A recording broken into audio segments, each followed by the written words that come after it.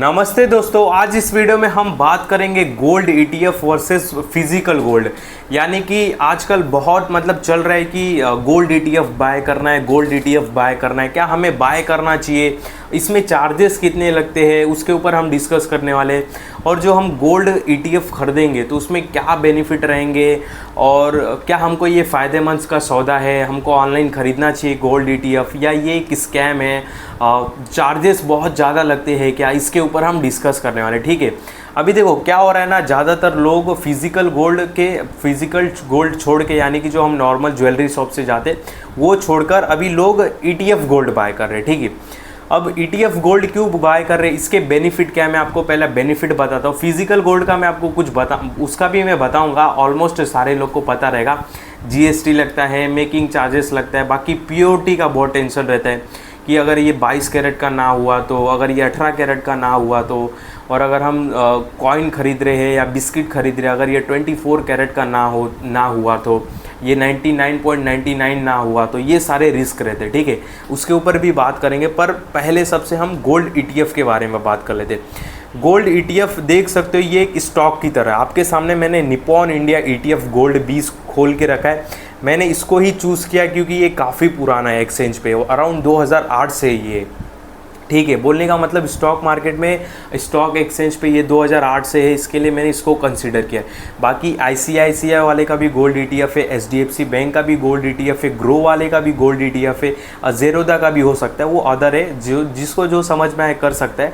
बाकी मैंने इसको चूज़ किया है क्योंकि भाई ये काफ़ी पुराना है, ठीक है, अच्छा लगता है मेरे को। ठीक है, तो ये हमारा हो गया निप्पॉन इंडिया गोल्ड ईटीएफ। यहाँ पे देख सकते हो कि ये एक स्टॉक की तरह है, जैसे हमारा स्टॉक चलता है ये ईटीएफ भी ट्रेड करता है। ईटीएफ मतलब सबको पता रहेगा, एक्सचेंज ट्रेड फंड, यानी कि ये ट्रेड होता है। ठीक है, स्टॉक की तरह। अब देखो इसके बेनिफिट क्या है। सपोज मान लो आपको अगर गोल्ड जैसे रिटर्न चाहिए, ठीक है, और गोल्ड का प्राइस अभी क्या चल रहा है, 80,000 रुपया 10 ग्राम। एग्जाम्पल के लिए मैं पकड़ता हूँ, कितना ऊपर नीचे हो सकता है, किसी सिटी में अलग प्राइस होगा, किसी सिटी में अलग रहेगा।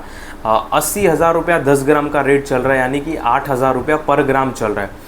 अब आजकल लोगों के पास पैसा तो नहीं है कि 10 ग्राम सोना खरीद ले या 5 ग्राम भी खरीद ले, 40,000 रुपये का सोना खरीद ले।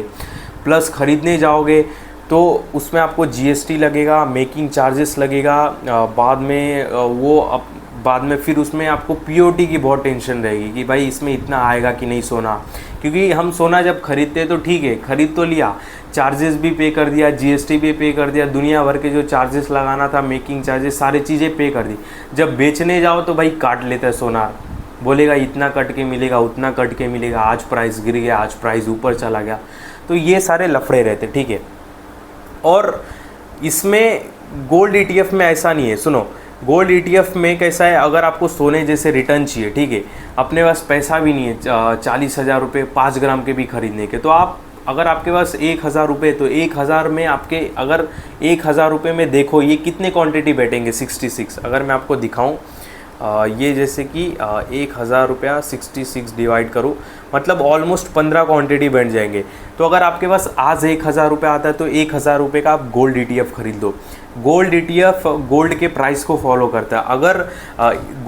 अगर गोल्ड हमारा एक साल में 30% भागता है तो हमारा गोल्ड ईटीएफ भी एक साल में 30% भागेगा। ठीक है, हम यहाँ पे जो पैसा पे करते हैं ना, तो जो असेस्ट मैनेज करते हैं, यानी कि जो निप्पॉन इंडिया ईटीएफ का जो भी मैनेजर होगा, जो इनका टीम होगा, वो हमारी तरफ से वो गोल्ड बाय कर लेता है। ठीक है, वो पीओटी वाला गोल्ड बाय करते हैं।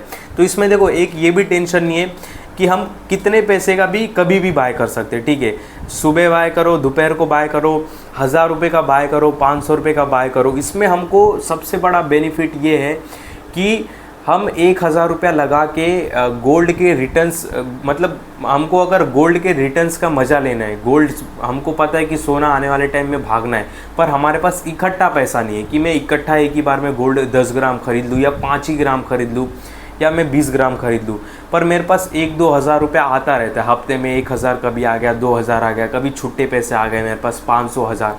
तो उस पैसे को मेरे को गोल्ड जैसा रिटर्न कमाना है, उस पैसे पे मुझे गोल्ड जैसा रिटर्न कमाना है। तो ETF सबसे बेस्ट है, क्योंकि ETF आ रहा है हमारा 66-65 रुपये का। अगर हमने ये ले लिया, गोल्ड एक महीने में 5% भाग रहा है तो ये भी 5% भागेगा। गोल्ड एक हफ्ते में 3.5% भागेगा तो ये भी 3.5% भागेगा।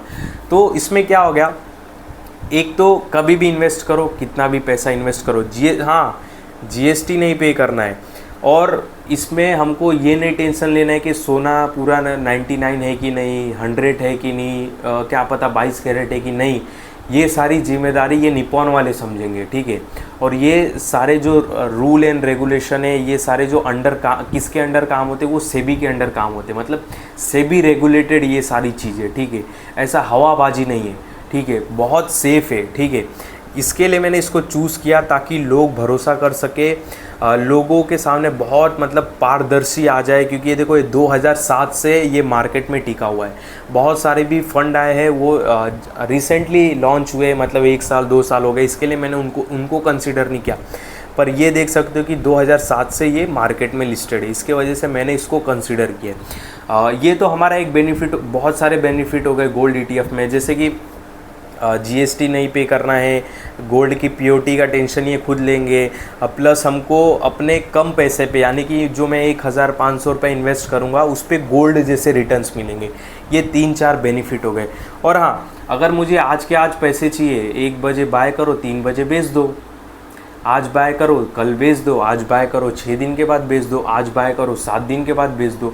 सोना खरीदोगे, उस पर GST और मेकिंग चार्ज दुनिया भर का फलाना ढिमकाना आप पे करोगे। उसके बाद जब जाओगे तो फिर आपको पता है कि कट करके मिलता है। जो ज्वेलरी वाला है बोलेगा कि इसमें इतना कट होगा, आपको इतना ही पैसा मिलेगा, ठीक है। ये सारी बातें आपको बोलेगा और उसमें बहुत टेंशन रहेगा। और प्लस आप सोना ख़रीद के आते हो जब फिज़िकल वाला, तो आपको रखने में बहुत टेंशन होता है कि भाई रखे, अलमारी में रखे रहे, बाहर जा रहे तो अलमारी लॉक करो, कुछ हो नहीं जाए, कोई हाथ नहीं डाल दे, कोई बच्चा खींच नहीं दे अलमारी को तो उसमें से गिर जाएगा सोना। इतना छोटा टुकड़ा रहता है, कहीं गिर के गुम ना हो जाए। फिर बार बार कोई देखता है महीने में कि भाई क्या हो गया है, तो ना बराबर। ये सारे टेंशन रहते, ठीक है। ये लिटरली रहते रहेंगे टेंशन, आप सोचो खुद ही। पर ETF में कुछ नहीं है। मेरे पास 1000 है, मैं एकदम ताव से, एकदम मतलब फुल एटीट्यूड से जाऊंगा, 15 क्वांटिटी उठा लूँगा। 1000 रुपये में जितनी क्वांटिटी आएगी मैं ख़रीद लूँगा। अब मेरा 1000 रुपया गोल्ड के रिटर्न्स जैसा देगा मुझको रिटर्न्स, ठीक है। 1000 का आप जाके सोना नहीं खरीद सकते ज्वेलरी शॉप पे। इवन आपके पास 8000 रुपये तो भी नहीं खरीद सकते हो। मिनिमम 2 ग्राम तो खरीदोगे।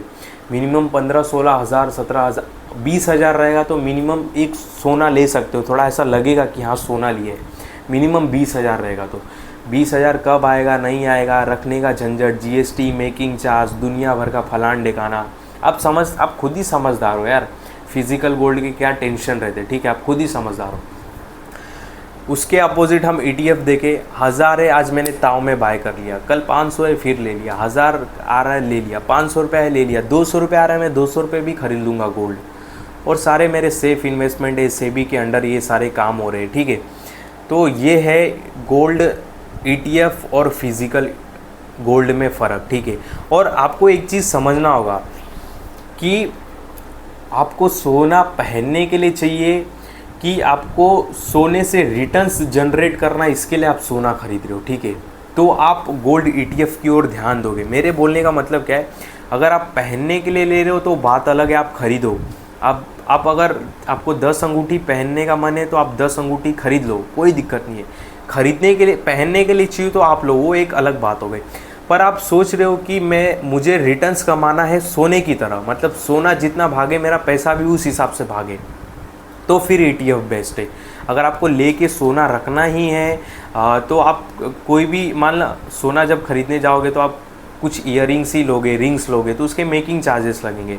ज़्यादातर लोग कोई बिस्किट वगैरह नहीं लेता है, ठीक है। बिस्किट और ये सारी चीज़ बहुत कम लोग बाय करते हैं। ज़्यादातर लोग रिंग्स बाय कर लेंगे, चैन बाय कर लेंगे और इयररिंग्स बाय कर लेंगे, ये सोच के कि साल में एक बार मैं पहन लूँगा इसको, फिर रख दूँगा, कोई फंक्शन होगा तो मैं रख दूँगा। तो फिर इससे अच्छा आप ETF ले लो, ठीक है। पहनना है, पहनने के लिए लेना है तब बात अलग है, वो एक अलग नज़रिया हो गया, वो छोड़ दो। पर आप एक रिटर्न्स के हिसाब से अगर गोल्ड को देख रहे हो कि मुझे मेरा रिटर्न्स इतना मिलना चाहिए गोल्ड पे, जिस हिसाब से गोल्ड भागा है, तो फिर ETF बेस्ट है। ठीक है, ये ETF की सारी अच्छी बातें हो गई। अब मैं आपको थोड़ी नेगेटिव बात बताता हूँ। ठीक है, अब देखो इसमें टैक्स भी लगता है, मैं आपको बताता हूँ। अगर आपने एक साल ये ETF की, अब मैं बात कर रहा हूँ, ठीक है, फिजिकल गोल्ड की नहीं बात कर रहा हूँ। अगर आपने इसको एक साल के अंदर बेच दिया तो जितना आप टैक्स स्लैब में आते हो आपको उतना टैक्स पे करना। ठीक है, जो भी स्लैब में आते हो आप टैक्स के, जो भी ITR जो फाइल वगैरह करते हो ना, तो उसमें आपको पता चल जाएगा कि आप कौन से स्लैब में आते हो, तो आपको उस हिसाब से टैक्स पे करना है। अगर आप एक साल के बाद इस ETF को बेचते हो, ठीक है, सपोज़ आपने 50,000 रुपये का ETF लिया, ठीक है, सपोज़ एग्जांपल के लिए मैं बता रहा हूँ, और आपका एक साल के बाद इसका प्राइस हो गया 50,000, डबल हो गया, सब जो डबल हो गया, मतलब कितना हो गया, 1 लाख हो गया। ठीक है, आपका ये इन्वेस्टमेंट जो था एक साल के बाद डबल हो गया, और आप एक साल के बाद बेच रहे हो, तो आपका इन्वेस्टमेंट अमाउंट कितना था, 50,000। बाकी जो आपने अर्न कितना किया, यानी कि आपका गेन कितना हुआ, वो हुआ 50,000 का। ठीक है, ऑलमोस्ट डबल ही हो गया आपका। तो वो जो 50,000 आपका जो गेन रहेगा, मतलब जो आपका रिटर्न्स रहेगा, उस पर आपको 12.5% लगता है। इस बात का ध्यान देना। जैसे कि आपने 50,000 पे 50,000 कमाया और एक साल के बाद पे कर रहे हो, तो अराउंड 12%, यानी कि अराउंड आपको 50,000 में से 6,000 सरकार को टैक्स पे करना होगा। यानी भाई मोबाइल हीट होने की वजह से बंद हो गया था, कंटिन्यू मैंने 2 वीडियो शूट किए इसके वजह से। ठीक है, तो मैं क्या आपको बता रहा था, सपोज़ आपने वापस मैं बता देता हूँ, सपोज़ आपने 50,000 रुपये के ETF लिए और उस पर आपने 50,000 रुपये कमाए, यानी कि आपका जो ETF था वो डबल हो गया, और आप एक साल के बाद उसको बेच रहे हो, तो आपको 1 लाख पे 12% नहीं पे करना होगा, आपको केवल 50,000 पे 12% पे करना होगा। जैसे एग्जांपल के लिए वापस बता देता हूँ, 50,000 आपने कमाया, ये आपका रिटर्न है, तो आपको इस पे 12%, यानी कि 50,000 में से आपको 6,000 टैक्स पे करना है।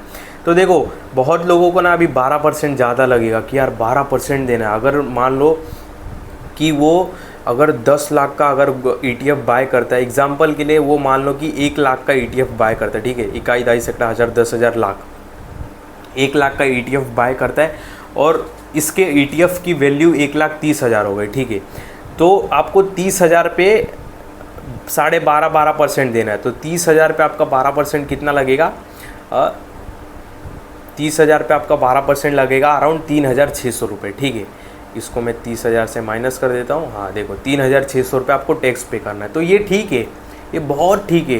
पूछो क्यों ठीक है, क्योंकि देखो मैंने आपको रीज़न बता दिया हूँ, आपको सोना रखने का टेंशन नहीं, प्योरिटी का टेंशन नहीं, ख़रीदने के टाइम GST नहीं देना है, उसके बाद ये जो आप ETF जब हम लेंगे तो इसको ख़रीदने के टाइम GST नहीं पे करना है, प्लस बेचने के टाइम ये टेंशन नहीं रहेगा कि भाई इसमें से जो सोना है कितना काटेगा नहीं काटेगा, कितना मिलेगा नहीं मिलेगा।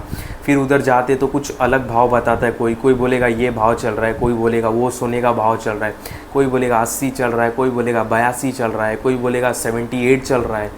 तो ये सारे जो इधर ट्रॉमा आते ना, मतलब इधर थोड़ा टेंशन आता है, ये सारे टेंशन नहीं है। 12% जा रहा है वो ठीक है, पर भाई सुकून का एकदम चैन का नींद है, मतलब आपको सारी फैसिलिटी मिल रही है, कभी भी बेचो कभी भी ख़रीदो, आज ख़रीदो कल बेचो, परसों ख़रीदो 3 दिन बाद बेचो, 3 दिन बाद ख़रीदो, क्या ही करना है। और हाँ एक और मैं बता देता हूँ, एक्सपेंस रेशियो जो मतलब बेचने पे कितना चार्जेस लगता है वो भी बता देता हूँ।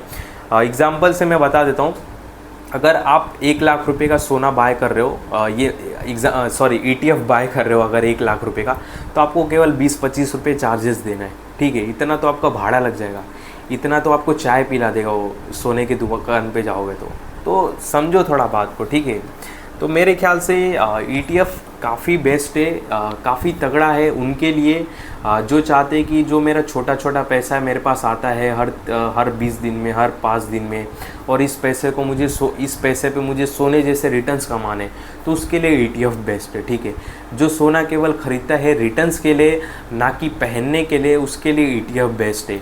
जो GST के लफड़े से दूर रहना चाहता है उसके लिए ETF बेस्ट है। जो शुद्धता को लेके काफ़ी चिंते में रहता है कि ये इसकी शुद्धता उतनी है कि नहीं, उसके लिए ETF बेस्ट है। क्योंकि ये जो ETF वाले हैं निपॉन का मैं बताया, ये खुद सोना लेके ख़रीदते हैं 99 वाला, ये सारी जिम्मेदारी उनके ऊपर है। अपने को बस रिटर्न्स लेने से मतलब है, अपने को बस इसमें रिटर्न्स मिलता है, बात ख़त्म। यानी कि एक साल में सोना 30% भागा तो ये ETF भी 30% भागेगा, सीधा बात ख़त्म, ठीक है। अपने को ज़्यादा कुछ दिमाग नहीं लड़ाने का है, अपने को केवल एक टाइम पे ही टैक्स देना है, वो भी 1 साल के बाद अगर आप बेचोगे तो वो भी कितना देना है, 12%। काफ़ी कम अमाउंट है 12%। एक बात ध्यान देना, जितना आपको मैंने टेंशन बताया ना, उस हिसाब से 12% बहुत कम है, ठीक है। तो आप खुद थोड़ा सोच के देखो, दिमाग लगाओ। आप भी सोना कभी ना कभी ख़रीदे रहोगे, आपको भी समझ में आता रहेगा कि मैं क्या बोल रहा हूँ, ठीक है। आप भी फील करते रहोगे वो सारी बातें, तो आपको बहुत अच्छे से समझ में आता रहेगा। तो ये था एक gold ETF versus physical gold के बारे में। आई होप आपको ये वीडियो काफ़ी अच्छा लगा रहेगा, और थोड़ा मोड़ा अमाउंट हमारा गोल्ड ETF में ज़रूर लगना चाहिए, क्योंकि आने वाले समय में सोना और भागेगा। अगर बड़े बड़े एक्सपर्ट की राय बताऊँ या मेरी राय बताऊँ, तो आने वाले 2-3 सालों में हमको सोना 1,50,000 रुपया दिखाई देता है, ठीक है। आने वाले 3 सालों में, 2.5 सालों में, इस बात को ध्यान देना, सोना 1.5 लाख रुपया दिखाई देता है, ठीक है। इस बात का ध्यान देना। इस वीडियो में आपको कोई भी बाय सेल का कॉल नहीं, ध्यान देना। जो भी मैंने आपको अभी चार्ट दिखाया, ETF बताया, प्राइस बताया, केवल समझाने के लिए बताया, और मेरे किसी भी वीडियो में बाय सेल का कॉल नहीं रहता है, इस बात का ज़रूर ध्यान देना।